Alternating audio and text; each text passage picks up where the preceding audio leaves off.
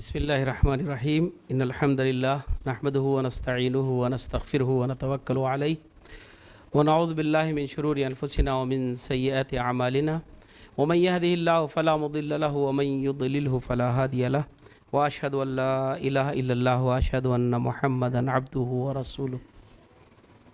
मोहतरम हज़रात, हमारे बुज़ुर्गों, नौजवान साथियों, हमारी प्यारी माँओं और बहनों, बहुत ही एक मुनज़्ज़म प्रोग्राम है और तक़वा इस्लामिक स्कूल का सफ़र एक नहायत ही कीमती सफ़र है। एक ऐसा सफ़र जो नतीजा खेज़ है, जिसके नताइज हमारे और आपके सामने हैं।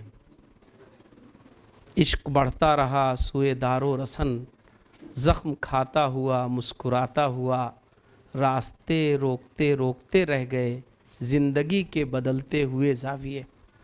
तक़वा इस्लामिक स्कूल का जो ये पूरा सफ़र है, इसमें जिन लोगों ने कोशिशें की हैं उनके नाम अभी आए, जिन लोगों ने ताउन किया है, जिन लोगों ने क़ुरबानियाँ दी हैं, सब का नाम अल्लाह के यहाँ लिखा हुआ है और इंशाअल्लाह उन सब को इसका अज्र मिलेगा और बेहतरीन अज्र मिलेगा।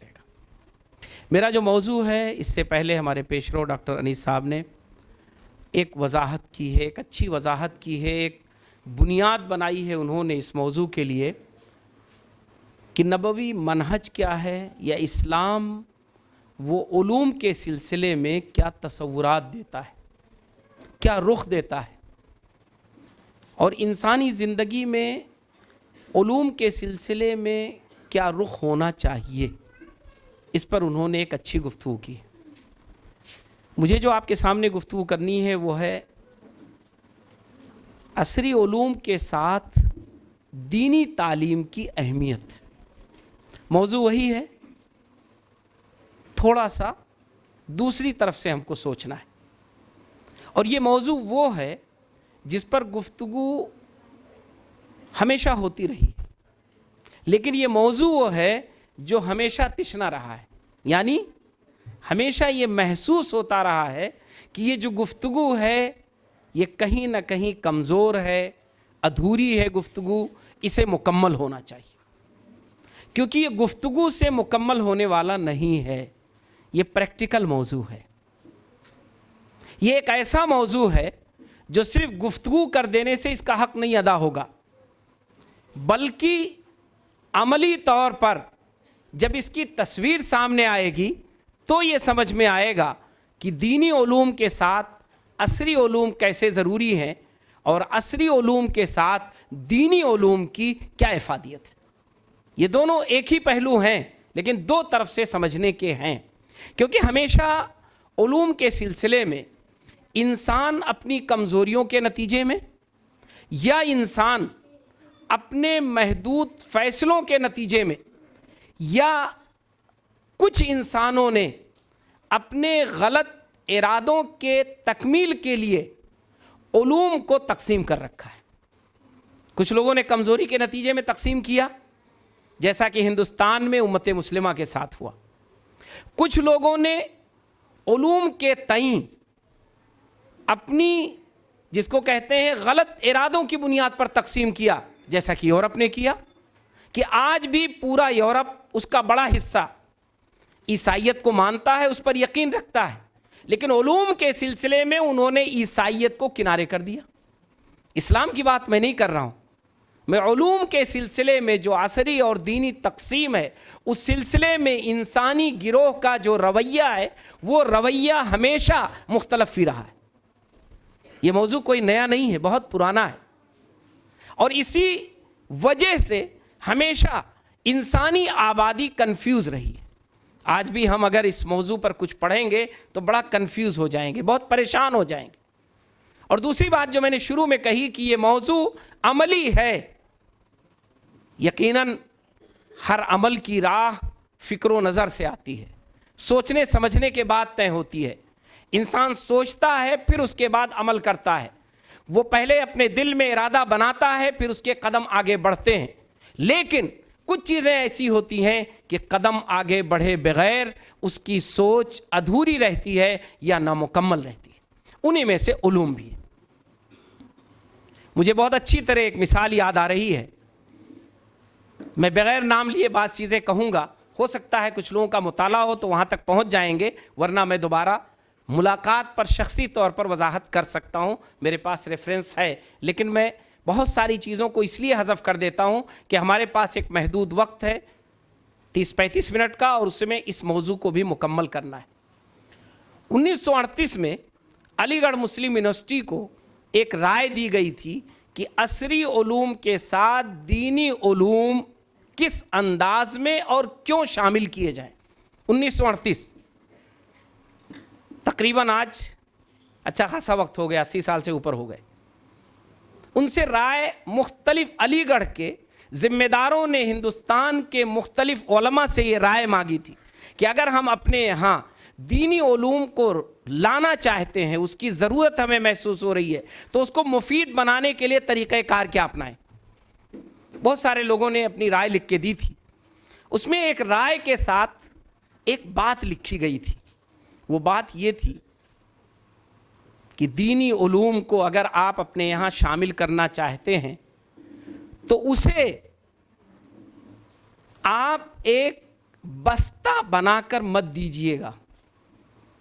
بچے کو تو آپ عصری علوم پڑھا رہے ہیں گہرائی کے ساتھ، اس کے ذہن و دماغ میں پورا یہ رچا اور بسا ہوا ہے کہ وہ میڈیکل سائنس کی طرف جانا چاہتا ہے، وہ جدید علوم پڑھنا چاہتا ہے، وہ سارے فلاسفر کو جدید انداز میں ان کی کتابوں کو پڑھے گا، یہ سب اس کے اندر جائے گا، اور دین کا ایک بستہ اس کے پیٹھ پر اگر آپ لاد دیں گے تو تھوڑے دنوں کے بعد آپ کا طالب علم وہ بوجھل ہو کر اس پشتارہ کا لفظ اس میں استعمال کیا گیا ہے، اس دین کے پشتارے کو پھینک دے گا، اور اس کا جرم اس بچے پر نہیں جائے گا، آپ پر جائے گا۔ اگر آپ نے ایسا کیا تو آپ مجرم ہوں گے۔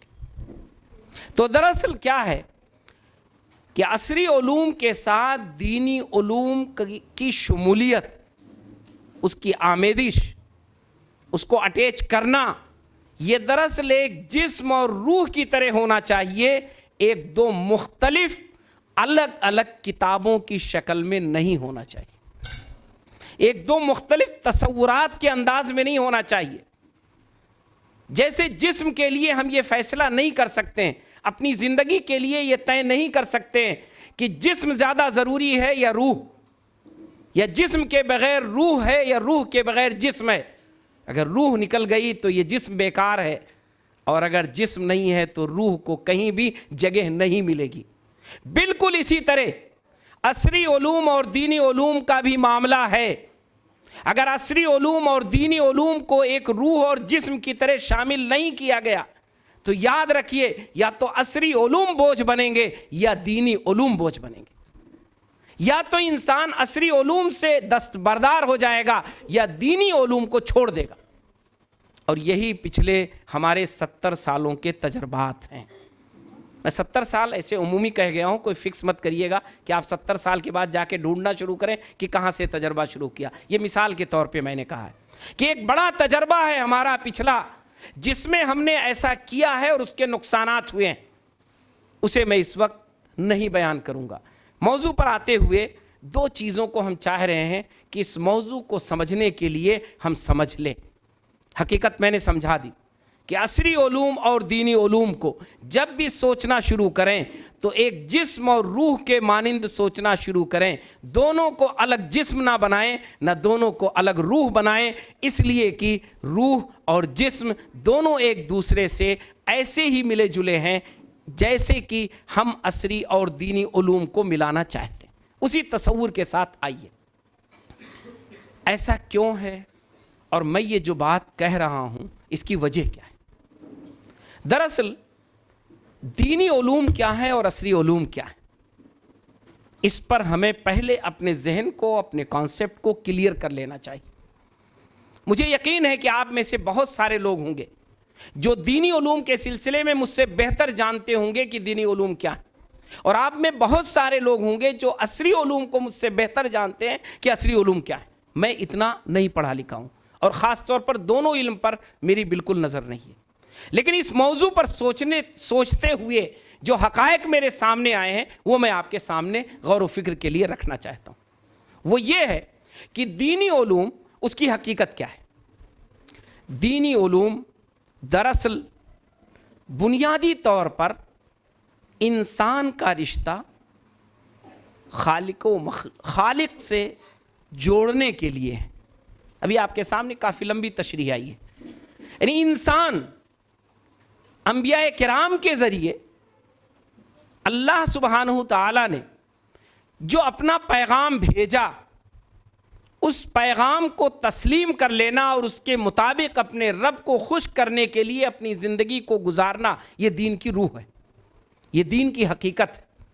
دین مطلب دین اسلام، یہ اس کی حقیقت ہے۔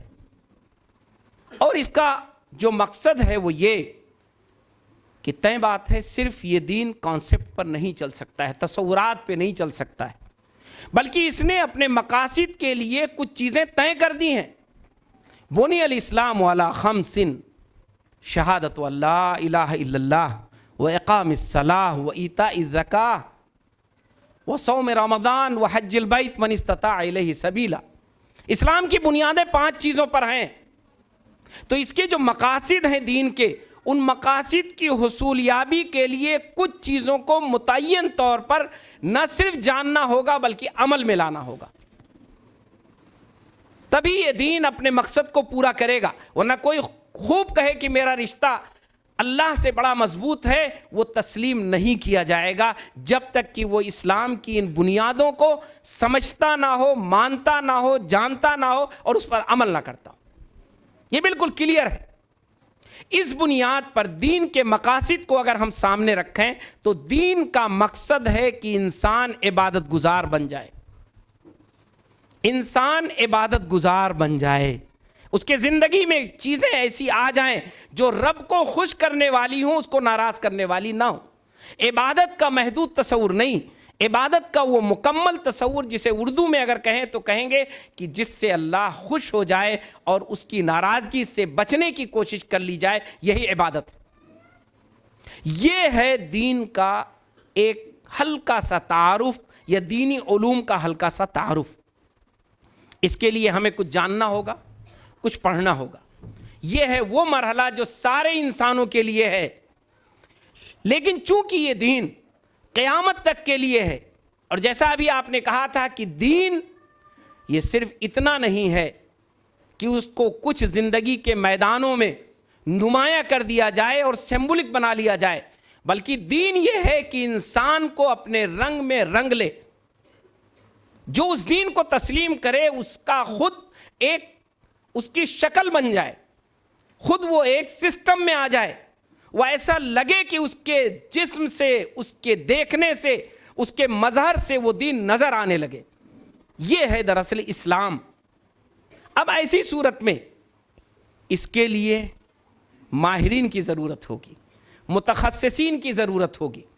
جیسے اس کیمرے کے لیے متخصص کی ضرورت ہے، اس مائک کے لیے متخصص کی ضرورت ہے، جیسے اس ہال کو، اس آڈیٹوریم کو بنانے کے لیے اس کے اسپیشلسٹ ہوں گے، ویسے اس دین کو مکمل انسانی زندگی میں لانے کے لیے اور سماجی سسٹم میں اس کو پرونے کے لیے متخصصین چاہیے، جو یہ فیصلہ کریں گے کہ یہ دین کہاں تک کن چیزوں کی اجازت دیتا ہے اور کہاں کن چیزوں سے منع کرتا ہے، جو یہ طے کریں گے کہ اس دین میں کیا فیصلہ آج کے وقت میں کیا جائے اور کیا نہ کیا جائے، جو اس بات کو طے کریں گے کہ اللہ کے آخری نبی محمد عربی صلی اللہ علیہ وسلم جو دین لے کر کے آئے اس میں وہ کون سی چیزیں تھیں جو رسول اللہ صلی اللہ علیہ وسلم اپنی زندگی میں مکمل کر کے گئے، ایز اٹ از اس کو اپنانا ہوگا، اور کون سی وہ چیزیں تھیں جو نبی کریم صلی اللہ علیہ وسلم اپنی زندگی میں نہیں کر سکے لیکن آپ کے اسوے کی روشنی میں اسے آج ہمیں اپنانا ہوگا۔ یہ رہنمائی کرنے کے لیے متخصصین چاہیے۔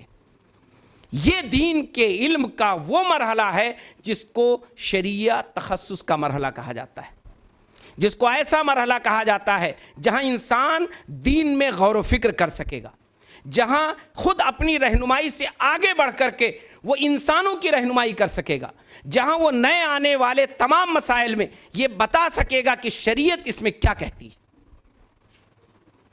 تو دین گویا اس اعتبار سے، اس علم کے اعتبار سے اگر دیکھا جائے تو یہ دو حصوں میں بٹ جائے گا، ایک وہ جو تمام انسانوں کے لیے ہے، اور ایک وہ جو اس کا تخصص کا مرحلہ ہے، اسپیشلائزیشن کا مرحلہ ہے۔ جیسے تمام علوم ہوا کرتے ہیں، اس کے لیے چند افراد چاہیے، سارے افراد اسی میں لگ جائیں، ایسا نہیں ہو سکتا ہے۔ فلولا نفر من كل فرقة منهم طائفة ليتفقهوا في الدين ولينذروا قومهم اذا رجعوا اليهم لعلهم يحذرون، یہ قرآن نے کہا ہے۔ فلولا نفر من كل فرقة منهم طائفة، نکرہ کا لفظ ہے، کچھ لوگ، چند لوگ، ایک گروپ وہ نکلے، وہ دین میں تخصص حاصل کرے، وہ دین کی رہنمائی کرے، وہ اجارہ داری نہ کرے، وہ اپنی پکڑ مت بنائے، بلکہ لِيُنذِرُوا قَوْمَهُمْ إِذَا رَجَعُوا إِلَيْهِمْ لَعَلَّهُمْ يَحْذَرُونَ، بلکہ وہ رہنمائی کا کام انجام دے، بلکہ وہ یہ بتلائے کہ دین کیا ہے۔ جو دین کا متلاشی ہے، جو دین کو تلاش رہا ہے، جو اپنی زندگی کو دین کے رنگ میں رنگنا چاہتا ہے، اسے وہ بتا دے کہ آج کے اس ماڈرن ایج میں 1400 سال گزرنے کے بعد محمد رسول اللہ صلی اللہ علیہ وسلم کا جو دین تھا، اس دین کی روشنی میں آپ کو ایسے ایسے کرنا ہے۔ یہ ہے دینی علوم کا ایک خاکہ جو ہمارے سامنے رہنا چاہیے۔ اب آئیے عصری علوم۔ عصری علوم بنیادی طور پر یہ بڑے ہی اسٹرانگ علوم میں سے ہے، طاقتور علوم میں سے ہے، اس پر بات آپ نے رکھی ہے، اس کے آگے میں بڑھتا ہوں۔ میں نے بتا دیا پہلے کہ یہ میری فیلڈ نہیں ہے، شریعہ میں تو تھوڑا بہت پڑھا ہے میں نے، لیکن اس کے لیے مجھے ضروری تھا کہ کچھ چیزوں پر ہم غور کریں۔ عصری علوم، جس کو ماڈرن علوم ہم کہتے ہیں، غیر دینی علوم نہیں ہیں۔ بس ایک لفظ میں کہہ دوں تاکہ میں بری ہو جاؤں، نہ کل کوئی کہے کہ مولانا نے ساری تقریر کی، دونوں کو الگ کر دیا۔ نہیں، ماڈرن علوم غیر دینی علوم نہیں ہیں، وہ ماڈرن علوم ہیں جو دینی بھی ہو سکتے ہیں اور غیر دینی بھی ہو سکتے ہیں۔ اللہ سے کرے دور تو تعلیم بھی فتنہ، اولاد بھی، املاک بھی، جاگیر بھی فتنہ، باطل کے لیے اٹھے جو شمشیر بھی فتنہ، شمشیر ہی کیا نہ رہے تکبیر بھی فتنہ۔ تو یاد رکھیے، یہ تقسیم صرف عصری علوم کے لیے نہیں ہے، میں کھل کے کہنا چاہتا ہوں یہ تقسیم دینی علوم کے لیے بھی ہے، کہ اگر دین کا علم وہ ہٹ جائے اپنی ڈگر سے تو وہ دینی نہیں ہے، وہ عصری علم نہیں ہے، بلکہ وہ غلط علم ہے۔ تو انسانی بنیادوں پر اگر دیکھا جائے تو ماڈرن علم، جس کو عصری علوم ہم کہتے ہیں، وہ انسان کی بنیادی ضرورت ہے۔ نبی کریم صلی اللہ علیہ وسلم، ان کی پوری زندگی کی جو ضرورتیں تھیں، اگر آپ اسے تقسیم کریں، اگر آپ اس پر غور کریں تو آپ دیکھیں کہ رسول اللہ صلی اللہ علیہ وسلم نے عصری علوم سے کتنا فائدہ اٹھایا، کتنا فائدہ اٹھایا۔ آپ کی زندگی کبھی دیکھیے، آپ نے کپڑے پہنے، عرب کے بنائے ہوئے کپڑے نہیں، دوسری جگہوں کے بنائے ہوئے کپڑے پہنے رسول اللہ صلی اللہ علیہ وسلم نے۔ نبی کریم صلی اللہ علیہ وسلم نے جو چیزیں استعمال کی اور جن چیزوں میں دلچسپی دکھائی، اگر آپ دیکھیں گے تو ماڈرن علوم تھے۔ ماڈرن علوم کیا ہیں؟ یہ دراصل انسانی ضرورت ہیں۔ یہ ممکن نہیں ہے کہ انسان ماڈرن علوم سے اپنے آپ کو برگشتہ کر لے۔ اسی لیے کہا جاتا ہے کہ جو قوم ماڈرن تعلیم سے اپنے آپ کو دور کرتی ہے، وہ قوم دراصل پیچھے چلی جاتی ہے۔ میں بہت سادہ سا لفظ کر رہا ہوں، ختم ہو جاتی کا لفظ میں نہیں استعمال کرتا ہوں، میری ڈکشنری میں کہیں نہیں ہے۔ قومیں ختم نہیں ہوتی ہیں، قومیں پیچھے جاتی ہیں اور گم ہو جاتی ہیں۔ تو بنیادی طور پر ماڈرن علوم سے جو قوم پیچھے ہوتی ہے وہ خود پیچھے ہو جاتی ہے، ماڈرن علوم آگے چلا جاتا ہے اور وہ دنیا کی رفتار میں، دنیا کی دوڑ میں، دنیا کے منظر نامے سے گم ہو جاتی ہے۔ اس کا تذکرہ، اس کا نام لینا لوگ بھول جاتے ہیں۔ اللہ تبارک تعالیٰ نے اس کے لیے بڑا ہی واضح لفظ قرآن میں استعمال کیا، جگہ جگہ استعمال کیا۔ فطرت اللہ التی فطر الناس علیہا، اس کو آپ نے سنا ہوگا، اس طرح کی آیتیں بہت پڑھی جاتی ہیں کہ اللہ کی سنت، اللہ کی فطرت یہ ہے، اس کو ایک پس منظر میں بیان کیا جاتا ہے، وہ صحیح ہے، غلط نہیں، بالکل صحیح ہے۔ میں اس کو دوسرے پس منظر میں بیان کر رہا ہوں کہ اللہ تبارک و تعالیٰ نے اس دنیا کو انسانی ضرورت کے لیے بنایا ہے، اس لیے انسان مجبور ہے کہ اس دنیا کو استعمال کرے، اس کے بغیر اس کی زندگی نامکمل ہے، اس کی زندگی کا وجود نہیں ہے۔ حدیث کو ایک پڑھانے والے ہمارے استاد کہا کرتے تھے کہ مادیت کا بدل روحانیت نہیں ہے، بھوک لگی ہے تو کھانا کھانا پڑے گا، روحانیت سے بھوک نہیں مٹے گی، بھوک پر کنٹرول ہو سکتا ہے تھوڑی دیر۔ تو روحانیت کا بدل مادیت نہیں ہے، یا مادیت کا بدل روحانیت نہیں ہے، وہ اللہ نے بنایا ہے نظام۔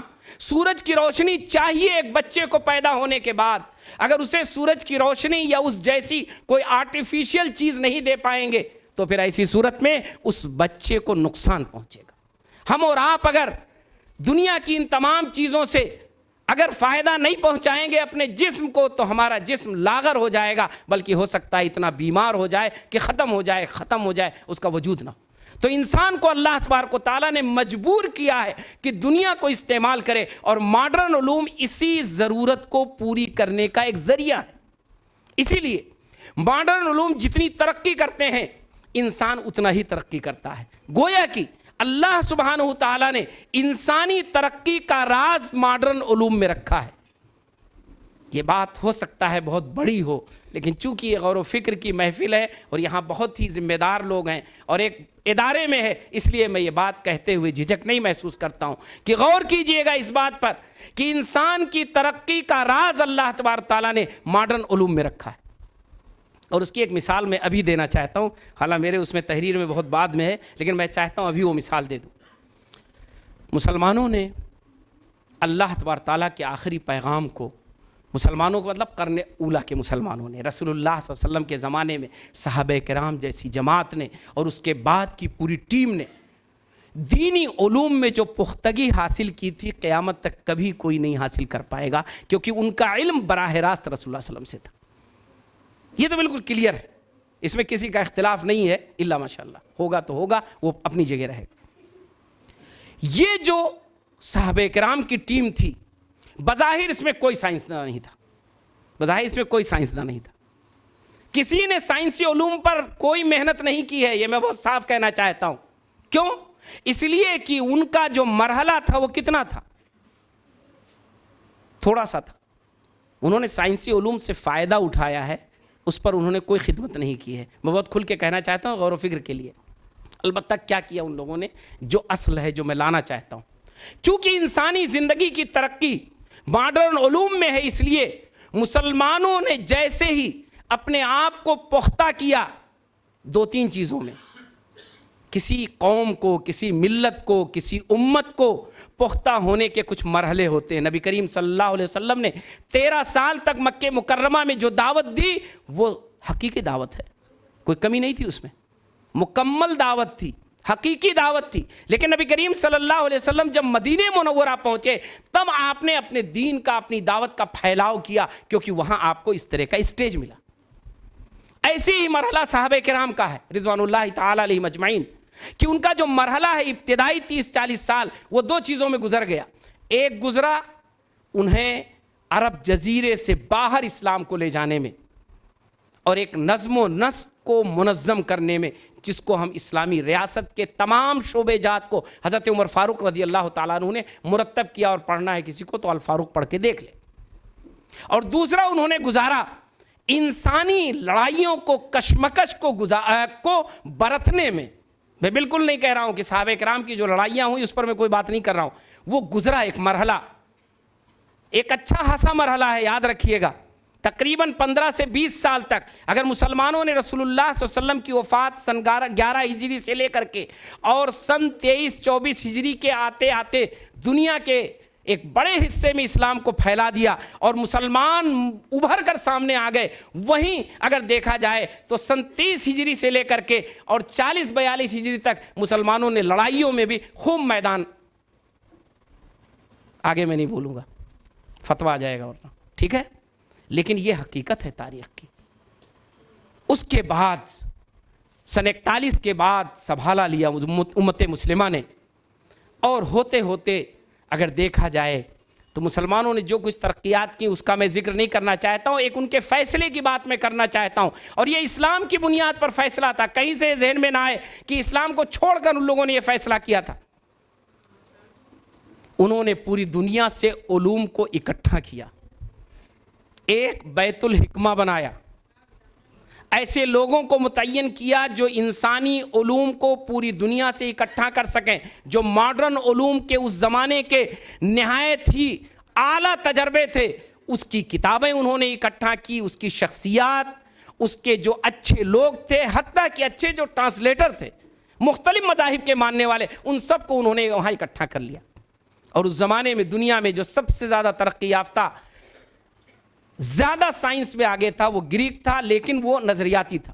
ہندوستان میں کچھ چیزیں بہت ترقی یافتہ تھیں، کچھ چائنا میں تھیں، بہرحال انہوں نے پوری دنیا سے اکٹھا کر لیا، اس کے انہوں نے علوم کو اکٹھا کیا اور اس کی خدمت شروع کی، اس کو آگے بڑھانا شروع کیا، جس کا ایک پہلو آپ کے سامنے آیا تھا کہ تھوڑا ہی وقت گزرا تھا، دوسری صدی ہجری کا مرحلہ آیا ہے کہ مسلمانوں نے علم حدیث کو مکمل کر لیا، علم تفسیر کو مکمل کر لیا، علم فقہ، علم عقائد کو مکمل کر لیا، اور اسی کے ساتھ ساتھ حافظ مسلمانوں نے، عالم مسلمانوں نے، مفسر مسلمانوں نے، فقیہ مسلمانوں نے سائنس کے مختلف میدانوں میں وہ کتابیں لکھیں، وہ تجربات کیے جو آج دنیا کے لیے سائنسی علوم کی بنیاد ہے۔ میں صرف اشارہ کر رہا ہوں، پڑھیے کبھی اس پر، بہت اچھی چیزیں موجود ہیں اور اب آ گئی ہیں جو بڑی آسان ہے پڑھنا اور سمجھنا دنیا کو۔ یہ جو فیصلہ مسلمانوں نے کیا کہ اب ہمیں استحکام مل گیا، اب ہمیں مضبوطی مل گئی، تو ایسی صورت میں ہمیں انسانی علوم، جس کو ہم ماڈرن علم کہتے ہیں، عصری علوم کہتے ہیں، وہ جہاں تک پہنچ چکا ہے اس کو ہمیں آگے بڑھانا ہے اور اس میں ہمیں اپنا رول ادا کرنا ہے۔ یہ وہ فیصلہ تھا مسلمانوں کا جس نے ماڈرن علوم کے دھارے کو بدل دیا۔ اب تک ماڈرن علم بڑا محدود تھا، اس میں زیادہ تر بحثیں نظریاتی تھیں، تھیوریکل تھیں، پریکٹیکل نہیں تھیں، اسی لیے ماڈرن علوم اس زمانے میں مفید کم تھا اور ترقی کی رفتار کمزور تھی۔ مسلمان جب اس میں آئے، انہی تصورات کے نتیجے میں، جس کو اس سے پہلے ڈاکٹر صاحب نے آپ نے سنا کہ مسلمان نظریاتی اور مباحث کے صرف قائل نہیں تھے، بلکہ وہ عملی تھے اور اللہ کی دی ہوئی اس بصیرت کی بنیاد پر آگے بڑھ رہے تھے، جس کی وجہ سے انہوں نے ماڈرن علوم سے ان علوم کو زیادہ لیا جو علوم انسان کے لیے زیادہ سے زیادہ مفید ہو سکتے تھے۔ چنانچہ سب سے زیادہ ترقی مسلمانوں نے طب میں کی، سب سے زیادہ ترقی مسلمانوں نے کس میں کی ہے؟ طب میں کی ہے۔ آج بھی ماڈرن دنیا یہ مانتی ہے کہ طب میں مسلمانوں نے اس زمانے میں سرجری کے لیے جو چیزیں لکھیں، 30 ویلوم میں ان کی کتاب ہے، جلدوں میں ہے، جو ابو القاسم زہراوی نے لکھی تھی التصریف، جو سرجری کی بیس مانی جاتی، یہ مسلمانوں نے یہاں تک پہنچایا۔ اسی طرح انہوں نے جغرافیہ کو، اسی طرح انہوں نے تاریخ کو، فن تاریخ کو، اسی طرح انہوں نے اور دیگر علوم کو جو اس زمانے میں آگے بڑھائے جا سکتے تھے۔ آپ کے سامنے کس کا نام آیا تھا؟ الجبرا کا، ہے نا، میتھمیٹک۔ ایسا نہیں تھا کہ مسلمانوں نے میتھمیٹک کا ایجاد کیا ہو، لیکن مسلمانوں نے میتھمیٹک کو اس زمانے کے لحاظ سے وہاں لے جا کے پہنچا دیا جہاں اس زمانے میں تصور نہیں تھا کہ میتھمیٹک وہاں تک پہنچ سکتی ہے۔ اسی لیے آج وہ ساری اصطلاحات الجبرا اور وہاں سے پائی جاتی ہیں جو میتھمیٹک میں آج دنیا کی ترقی کا سبب بنی۔ اور زیادہ دن نہیں لگا مسلمانوں کو، اندلس اور اسپین اور یہ ساری ترقیات صرف اور صرف 300 سے 400 سال کی ہیں۔ آپ ذرا سوچ سکتے ہیں، یورپ 17ویں صدی میں اٹھ کھڑا ہوا ہے اور آج ہم 21ویں صدی میں ہیں، اور یقیناً یورپ نے آج سائنس کی ترقی کو یہاں پہنچایا ہے 300-400 سال میں۔ مسلمانوں نے بھی اس زمانے میں اس سے زیادہ وقت ان کو نہیں لگا تھا، جبکہ وہ بدو تھے، خانہ بدوش تھے، ان کے ہاں تہذیب نہیں تھی، ان کے ہاں سلیقہ نہیں تھا، لیکن جو دین ان کے پاس آیا تھا، جو اللہ کا پیغام ان کے پاس آیا تھا، اس پیغام کی حقیقت کو انہوں نے سمجھا تھا اور بحیثیت ملت کے اور بحیثیت قوم کے انہوں نے اسے آگے بڑھایا تھا۔ یہ ہے عصری علوم کی حقیقت، یہ ہے عصری علوم کی رفتار۔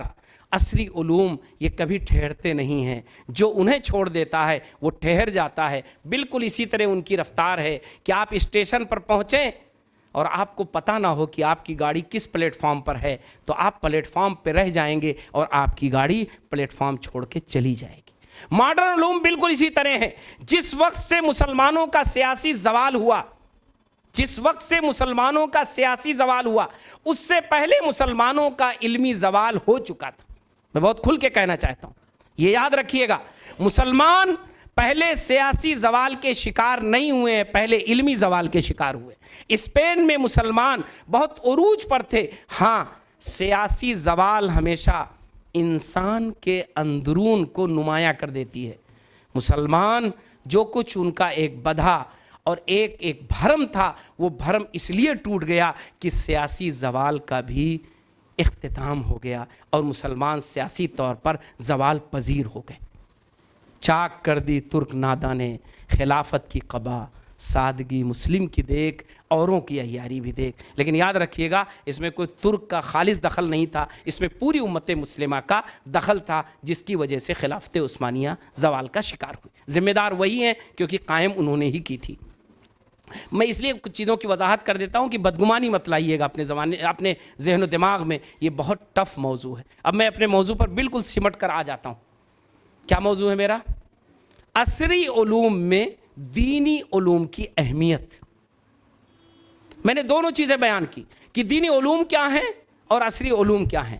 دینی علوم کی ضرورت کیا ہے اور عصری علوم کی ضرورت کیا ہے۔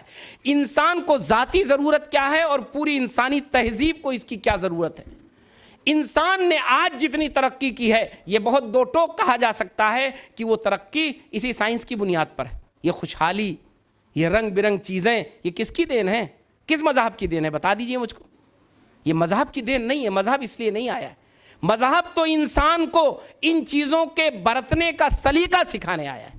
نبی کریم صلی اللہ علیہ وسلم نے عربوں کو بتایا کہ آپ کے پاس جو کچھ ہے اس کا استعمال کیسے کریں، آپ کے پاس جو کچھ ہے اس کو آپ کیسے کریں گے تاکہ یہ دنیا بھی آپ کی اچھی ہو اور آخرت بھی آپ کی اچھی ہو۔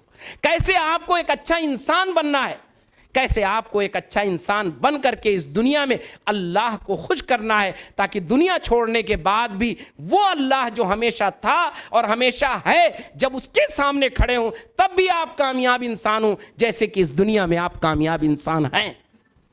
یہ ہے دراصل دین کی رہنمائی، اور عصری علوم آپ کو یہ رہنمائی کرتے ہیں۔ جہاں آج دنیا نے آپ کو یہ پہنچا دیا کہ آج کی یہ ریکارڈنگ بہت اچھے انداز میں بہت دیر تک اور بہت صاف ستھرے انداز میں دیکھی جا سکتی ہے۔ یہ ہے ماڈرن تعلیم۔ تو یہ دونوں میں کوئی دوری نہیں ہے۔ اس لیے عصری علوم اور دینی علوم کے ریشیو پر ہمیشہ گفتگو رہی ہے، تناسب کیا ہو، انداز کیا ہو، بس صرف اس پر گفتگو رہی ہے۔ یہ کبھی نہیں سوچئے، عموماً ہم کچھ کہہ جاتے ہیں، مثلا انگریز آئے ہندوستان میں اور انہوں نے مسلمانوں پر بڑے ظلم کیے، یہ سچ ہے، کوئی اس میں چھپنے چھپانے کی بات نہیں۔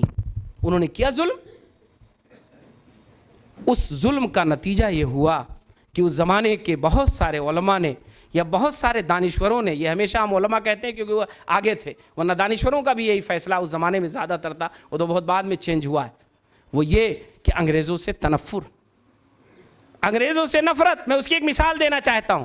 مولانا آزاد کے ساتھ مولانا آزاد لگا ہے، لیکن وہ نہایت ماڈرن انسان تھے، نہایت جدید تعلیم یافتہ انسان تھے، اور وہ جب انگریزوں سے بات کرتے تھے تو انگریزی بہت اچھی تھی لیکن اردو میں گفتگو کرتے تھے، اور کہتے تھے اس لیے کہ میں نہیں چھوڑ سکتا ہوں، آپ اپنی زبان کو اگر نہیں چینج کر کے ہندوستان میں آئے تو میں ہندوستان میں آپ سے بات کر رہا ہوں، کیوں میں کروں؟ ہاں، جہاں انگریزی کی ضرورت ہوتی تھی، ٹاپ کلاس کی ان کی انگریزی تھی۔ تو یہ انگریزی سے ایک جو فیصلہ بہت سارے لوگوں نے لیا کہ انگریزی نہیں پڑھیں گے، وہ دراصل انگریزوں سے تنفر کا نتیجہ تھا، لیکن رفتہ رفتہ وہ تنفر ہمارے لیے زہر بن گیا کہ چونکہ ماڈرن علوم کی ساری ترقیات انگریزی میں تھیں، اس لیے ہم اس سے محروم ہوتے چلے گئے۔ یہ فیصلہ ہمارا نقصان دہ ہوا، وہ فیصلہ صحیح تھا لیکن یہ فیصلہ ہمارا نقصان دہ ہوا۔ تو مسئلہ کبھی نہیں رہا ہے، کبھی بھی اگر کسی قوم نے یہ فیصلہ کر لیا کہ ہم ماڈرن علوم کو نہیں حاصل کریں گے تو یاد رکھیے وہ محروم رہے گا۔ ماڈرن علوم سے دوری کی کوئی ضرورت نہیں ہے۔ ماڈرن علوم یہ انسانی علوم ہیں، انسانی تجربات کے علوم ہیں، اور انسانی علوم نہیں، یہ جو آپ کے سامنے سورہ پڑھی گئی تھی، آپ ذرا سا میں اس کی شروع کی 4 آیتیں پڑھنا چاہتا ہوں، بلکہ 5 ہو جائیں گی، چھوٹی چھوٹی آیتیں، ٹوٹل یہ سورہ نمبر 55 ہے، اس میں صرف 78 آیتیں ہیں۔ الرحمن، اللہ کی ایک صفت، اللہ کا نام، علم القرآن. ابھی ایک بات آئی تھی، سلمان بھائی نے پیش کیا تھا کہ خیرکم من تعلم القرآن وعلمہ. آپ نے کہا دینی تعلیم کی اہمیت کے پس منظر میں یہ حدیث پیش کی جاتی ہے. یقیناً یہ حدیث پیش کی جاتی ہے، لیکن آپ مجھے بتائیں قرآن میں کیا ہے؟ قرآن میں ذکر آ رہا ہے ماڈرن علوم غیر ماڈرن علوم دونوں کا. آگے دیکھیے، خلق الانسان، اللہ کا سب سے پسندیدہ مخلوق اگر کوئی ہے تو انسان ہے، جبکہ انسانوں سے 1000 لاکھ گنا زیادہ مخلوقات موجود ہیں. ایک انسان ہے، لاکھوں چیزیں اللہ نے بنائی ہیں، لیکن اللہ نے کہا کہ نہیں، خلق الانسان، اس نے اسپیشل انسان کو بنایا ہے. اور انسان کو نہیں بنایا، ایسے انسان کو بنایا علمہ البیان، جو کسی کے پاس نہیں ہے، اس کو بیان کی صلاحیت دی. الشمس والقمر بحسبان، کہاں پہنچا دیا اللہ تعالیٰ نے؟ ماڈرن سائنس پہ پہنچا دیا. الشمس والقمر بحسبان، فوراً تذکرہ آ گیا سورج اور چاند کا. یہ سورج چاند کا تذکرہ کیوں آ گیا؟ کس لیے آ گیا؟ تو یاد رکھیے کہ یہ ہو ہی نہیں سکتا ہے کہ ہم کہیں کہ ماڈرن تعلیم حاصل کریے نہ کریے. ماڈرن تعلیم میں دینی تعلیم کیوں ضروری ہے، اس کی اہمیت کیا ہے، اس کو کیوں حاصل کرنا چاہیے؟ اس کو اس لیے حاصل کرنا چاہیے کہ ماڈرن تعلیم وہ انسانی تجربات اور میں نے کہا انسانی ضرورت کی بنیاد پر چونکہ اللہ نے اس کو رکھا ہے، اس لیے انسان اسے اپنی طبیعت سے حاصل کرتا ہے، شوق سے حاصل کرتا ہے. آج ملت میں 96% بچے وہ ہوتے ہیں جو اسکول جاتے ہیں، اور 4% بچے وہ ہیں جو مدرسے جاتے ہیں. ہے نا؟ یہ طبیعت ہی تو ہے اور کیا ہے، شوق ہی تو ہے اور کیا ہے. ہمارے یہاں اس وقت حافظ بچوں کے لیے کورس شروع ہوا ہے. میں آپ کو بتا دوں کہ اس وقت تک بہت ایک دم ہلکے پھلکے انداز میں شروع ہوا، تب بھی 62 حافظ بچے آئے ہیں جو میں بہت اصرار سے ان سے کہتا ہوں کہ بھئی آپ حافظ قرآن ہیں، کچھ 1-2 سال عربی پڑھ کے آئیں، عالم بن کر کے آئیں، کہ بھئی آپ متخصص بن جائیے شریعت کے، آپ کیوں چھوڑ کر آئیں؟ کہتے ہیں نہیں، ہمیں ماڈرن سبجیکٹ پڑھنا ہے، ہمیں ڈاکٹر بننا ہے، یا ہمیں انجینئر بننا ہے، یا ہمیں فلاں ہونا ہے. یہ میں کس کی بات کر رہا ہوں؟ 62 حافظ بچوں کی بات کر رہا ہوں میں. اسی الہ آباد کے بھی 2-3 بچے ہیں، اور ایسے بچے ہیں جو قاسمی علماء کے بچے ہیں، ندوی علماء کے بچے ہیں، بہت دیندار گھروں کے بچے ہیں. ایسا کچھ نہیں کہ ان کے گھروں میں ماڈرن نہیں، وہ کہہ رہے ہیں ہم اس کو پڑھنا چاہتے. تو جو ماڈرن تعلیم ہوتی ہے وہ ہمیشہ اسٹرانگ ہوتی ہے، اس کی طرف لپکتی ہے دنیا، پوری امت مسلمہ لپکی اس کی طرف، کوئی حرج نہیں ہے. بس دینی تعلیم کی اہمیت بہت ہے، یہ دراصل ہمیں سمجھنے کی ضرورت ہے. لیکن ایک زمانہ ابھی گزرا ہے 20 سال پہلے کہ ہم نے دینی تعلیم کو 2 طرح اہمیت دی اسکولوں میں.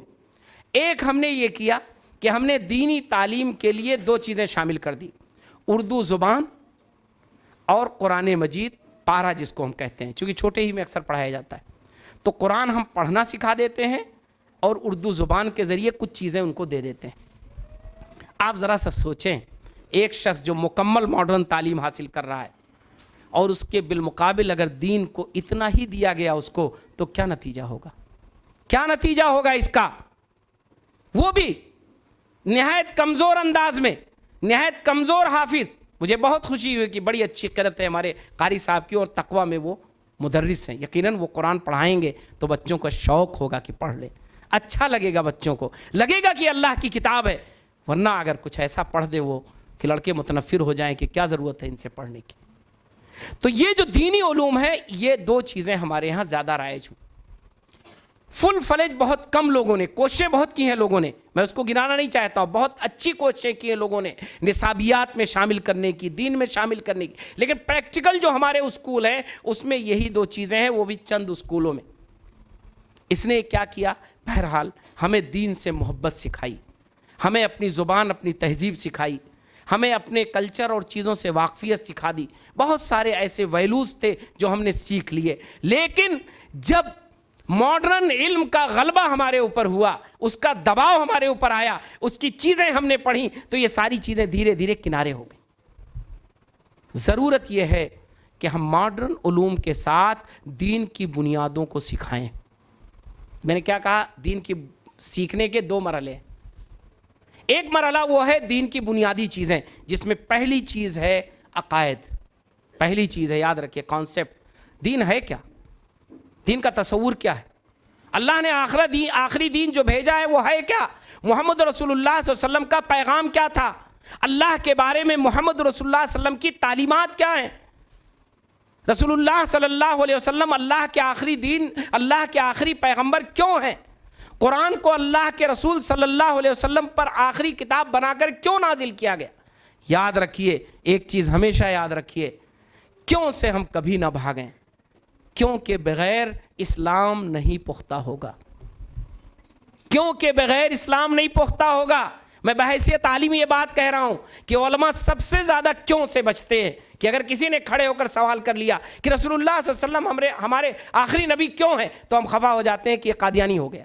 نہیں، اس کا یہ سوال ہی انشاءاللہ اسے اس بات تک پہنچائے گا کہ اسے کل یقین ہو جائے گا کہ رسول اللہ صلی اللہ علیہ وسلم آخری رسول کیوں ہے، کیونکہ بغیر ہے نہیں کوئی چیز۔ نبی کریم صلی اللہ علیہ وسلم اللہ کا آخری دین جو لے کر آئے وہ چیلنج ہے، اس چیلنج کو ثابت کرنے کی ذمہ داری علماء کی ہے، داعیوں کی ہے، دین پسند لوگوں کی ہے، ماں باپ کی ہے، اگر وہ اپنے بچوں کو اپنے لیے صدقہ جاریہ بنانا چاہتے۔ اور یہ جب علم اور اکیڈمک انداز میں ہوگا تو سائنس پڑھنے والا بچہ وہ قرآن پر، رسول اللہ صلی اللہ علیہ وسلم کی ذات پر، اللہ کے دین پر زیادہ یقین پیدا کرے گا اگر اس کے کیوں کو حل کر دیا گیا۔ لیکن سائنس پڑھنے والا بچہ اگر وہ سوال کر لیتا ہے دینیات پہ تو ہم کہتے ہیں کہ ارے یہ تو اب دین سے بیگانہ ہو گیا، دین سے برگشتہ ہو گیا، دین سے الگ ہو گیا۔ اس پہ ایک لطیفہ سنا دیں ہم آپ کو، سخت محفل چل رہی، کتنا بچا؟ کئی منٹ، گھڑی نہیں میرے پاس۔ مولانا عبد الماجد دریابادی جو مولانا بھی ہیں، مفسر بھی ہیں، 3-4 منٹ میں مجھے سمیٹنا ہے، لیکن یہ میں سنا دوں، بہت اچھا وہ ہے۔ انہوں نے اپنی کتاب، اپنی زندگی لکھی، آپ بھی تھی، بہت اچھی کتاب ہے، اردو جو لوگ اچھا پڑھ لیتے ہیں پڑھنے کا بھی بہت کام کی چیزیں۔ تو وہ لکھتے ہیں ایک زمانہ تھا کہ وہ کیا تھے؟ ملحد ہو گئے تھے، یعنی دین سے ان کا اطمینان ختم ہو گیا تھا۔ اس کے لیے ملحد کا لفظ استعمال کر دیں، سخت لفظ ہے، مطلب دین پر ان کا اطمینان نہیں تھا کہ یہ دین کچھ نہیں ہے، اسلام کچھ نہیں ہے، اسے ماننے سے کی کوئی ضرورت نہیں، لیکن تھے پکے مسلمان گھر میں۔ تو اتفاق سے جب ان کی شادی کا وقت تھا، نکاح کا، تو وہاں ہر عالم کو بڑا اچھا موقع ملتا ہے کہ جو چاہے وہ کروا لے، کیونکہ ان کی مجبوری ہوتی ہے۔ تو ایک صاحب نے کہا مولانا سے کہ آپ ان کو کلمہ پڑھا لیجئے، کیونکہ ان کا اسلام پر یقین نہیں ہے، مسلمان نہیں ہے، ان کو کلمہ پڑھا لیجئے۔ پڑھا لیا گیا کلمہ، پڑھ دیا انہوں نے۔ لکھتے ہیں وہ اپنی آپ بیتی میں کہ میں تو اس وقت کلمہ کیا، مجھ سے جو کچھ پڑھوا لیتے سب میں پڑھ دیتا، لیکن انہیں یہ کیا پتا کہ میرا دل اگر مطمئن نہیں ہے تو کیسے میں اس دین کو مانوں گا اور کیسے نبھاؤں گا۔ اس وقت تو میری شادی تھی، میں سب کر لیتا۔ تو حقیقت یہ ہے کہ یہ سائنس کے طالب علموں کے لیے جو ہمارے اسلامیات کی کتابیں درکار ہیں وہ ہم نے بہت کم تیار کی، ان کی زبان میں کم تیار کی ہیں، ان کے انداز میں کم تیار کی ہیں، ان کے لیے چیزیں کم ہیں۔ ایک زمانہ تھا اردو لوگ پڑھ لیتے تھے، اردو میں بہت کچھ اچھی چیزیں جماعت اسلامی کے اسٹیج سے تیار ہوئیں، لیکن آج ضرورت ہے آج کے ذہن کو سامنے رکھ کے کام کرنے کی، آج کے ذہن کو مطمئن کرنے کی، آج کے سوالات کو رکھ کر کے سامنے کرنے کی۔ آج 5 سال کا بچہ جو گزشتہ زمانے میں 5 سال کی بچی وہ سوچتا ہے جو پچھلے زمانے میں 20 سال اور 25 سال کے لوگ سوچتے تھے۔ تو ہمیں اس کی ضرورت ہے۔ تیسری ایک چیز اور ہے اس میں ہم شامل، دوسری ایک چیز اور ہے کہ اس میں ہم شامل کر لیں اس میں کہ دینی علوم کا دوسرا جو مرحلہ ہے تخصصات کا، اس کے لیے ہم راستہ بنا دیں کہ ماڈرن سبجیکٹ کے لوگ دین میں متخصص بن سکیں۔ یہ کانسیپٹ بھی نیا نہیں ہے، میں آج نہیں پیش کر رہا ہوں۔ دارالعلوم ندوۃ العلماء نے، اس سے پہلے اگر میں مثال دوں تو مجھے لگتا ہے کہ غالباً درسگاہ دینیات جو رامپور میں قائم ہوا تھا، جس نے فضل الرحمان فریدی جیسے لوگوں کو تیار کیا تھا، جو لوگ ماڈرن سبجیکٹ کو پڑھ کے آئے تھے اور دینیات کو انہوں نے پڑھا تھا، یہ غالباً 1930-35 کا زمانہ ہے، میں بہت فکس نہیں ہوں کب کھلا کب بند ہو گیا۔ لیکن ندوۃ العلماء نے باقاعدہ خصوصی قائم کیا کہ ہائی اسکول کر کے آنے والے بچے علوم شریعہ میں کم وقت میں 5 سال میں پورا کورس کر سکتے ہیں۔ لیکن یہ سب پرانے ہو گئے، ڈیڈ ہو گئے۔ میں نعوذ باللہ ندوے پہ نہیں کہہ رہا ہوں، میں اپنے لیے کہہ رہا ہوں کہ اگر میں پڑھوں تو میں اسے ڈیڈ کہوں گا، آؤٹ آف ڈیٹ کہوں گا، کیونکہ اس کے وہ اثرات نہیں ہو رہے جو ہونے چاہیے تھے، کیونکہ وہ وہی سبق ہے جو پرانا دہرایا جا رہا ہے، 30 سال 40 سال پرانا۔ تو ہمیں چاہیے کہ جو ماڈرن تعلیم ہے، جو اسکول ہیں ہمارے، جو ماڈرن تعلیم کے گہوارے ہیں، ان میں ہم دینیات کی اتنی تعلیم دیں جو بیس بنے ہائی اسکول اور انٹر تک، اور یہ بیس ہو جو انہیں آگے تخصص فی شریعہ اگر کوئی کرنا چاہے تو اس میں چلا جائے، ورنہ اس کے اپنے دین میں اس کو دینیات کی جتنی ضرورت ہے وہ ہم اسے دے دیں۔ اسے ہم اس کو اس کے اندر داخل کر دیں. ہم یہ مان کے چلیں کہ اس کا جسم ماڈرن تعلیم ہے لیکن اس کی روح اس میں شامل ہو جائے دینی تعلیم کے ذریعے. ہم یہ مان کے چلیں کہ اس نے ماڈرن سبجیکٹ میں جتنا انٹر تک پڑھا ہے ہم دینی تعلیم کا اتنا حصہ انٹر تک اس کے اندر ضرور داخل کر دیں گے. اور یہ تقویٰ اسلامک اسکول یا اس جیسے بہت سارے اسلامک اسکول جن کا تجربہ پچھلے 10 سے 15 سالوں میں ہوا ہے، انہوں نے اچھا رول ادا کیا ہے. لیکن اس میں بہت کچھ کرنے کی ضرورت ہے. اس چیز کو سامنے رکھتے ہوئے کہ ہمیشہ یاد رکھیے کہ ہم کبھی بھی عصری علوم سے بیگانہ نہیں ہو سکتے ہیں، بے نیاز نہیں ہو سکتے ہیں، دوری نہیں اختیار کر سکتے ہیں. عصری علوم، ماڈرن علوم ضروری ہے انسانوں کے لیے. امت مسلمہ میں ضروری ہے اس علم کو حاصل کرنا، لیکن دین یہ اس کی روح ہے. اگر دینی تعلیم اس سے نکل گیا تو ہم بغیر روح کے جسم ہوں گے، اور جو بغیر روح کے جسم ہوگا وہ سوائے سڑنے اور گلنے کے کچھ نہیں ہوگا. اللہ تبارک تعالیٰ سے دعا ہے کہ ہم سب کو عصری علوم اور دینی علوم دونوں کو حاصل کرنے کی توفیق عطا فرمائے، دنیا اور آخرت کامیاب فرمائے. ربنا آتنا فی الدنیا حسنہ وفی الآخرۃ حسنہ وقنا عذاب النار.